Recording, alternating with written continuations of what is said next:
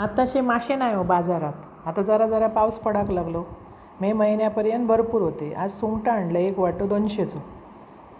स्वच्छ धुतलं, धागे बिगे काढलं, साफ केलं, त्याका मीठ आणि हळद लावून ठेवलं. हळद लावलाच काय हिमसांडपण येणार नाही. आमटी म्हटला गोरयान थोडे तळूया. एका मिक्सरच्या भांड्यात खोबरा घेतलं, अर्धो कांदो, हळद, लाल तिखट, चिंच, 2 लसणेचे पाकळे, आल्याचो एक तुकडो, धणे, मीठ घालून बारीक गिलगिलीत वाटून घेतले. हे गावठी मिरचीचं, बुटकी मिरची असतं ना, त्याचा मसालो आम्ही तो जास्त करून ठेवतो. आणि बेडगी मिरची नुसती सुकवून ठेवतो, कधीतरी त्याची पण आमटी करतो. एक सोरकूल घेतले, त्याच्यात घातलं आहे तेल, बारीक चिरून 2 कांदे. सुंगटाच्या आमटेक जरा कांदो जास्त घालायचो. नंतर घातलं आहे सुंगटां, व्यवस्थित ती परतलं आहे. नंतर घातलं आहे शेगलाची शेंग. अशी आमटी करून बघा, एकदम भारी आणि चवीची लागते. चवीपुरता मीठ घातलं आहे म्हणजे शेंग अळणी रवणार नाही.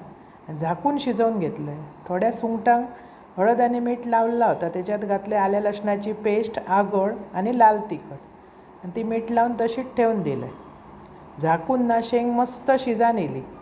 नंतर घातलं आहे वाटप. जयच्या थंय आमटी करायची, अप्रतिम चव लागता. कितकोय भात जेवचो असे आमटेबरोबर.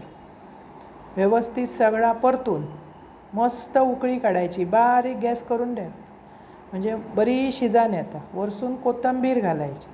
आम्ही सुंगटाच्या आमटेक अजिबात तिरफळ घालणार नाही, म्हणजे त्याची स्वतःची शेंग आणि सुंगटां त्याची एक चव भारी येतं. अशी करून बघा. नंतर तळूची सुंगटां त्याच्यात डायरेक्ट रव ओतलं आणि अशी तेल तापत ठेवलं आहे. सुंगटां सगळी तव्याक लावून घेतलं. जास्त मसालो असा, त्यामुळे ती सुद्धा कुरकुरीत अशी तळून येईल. अशी सुंगटाची आमटी करा, त्याच्याबरोबर सुंगटां तळा, खावा, अप्रतिम चव लागता. आवडतली तुमका? आणि आवडल्यास पटकन माझा चॅनल सबस्क्राईब करा.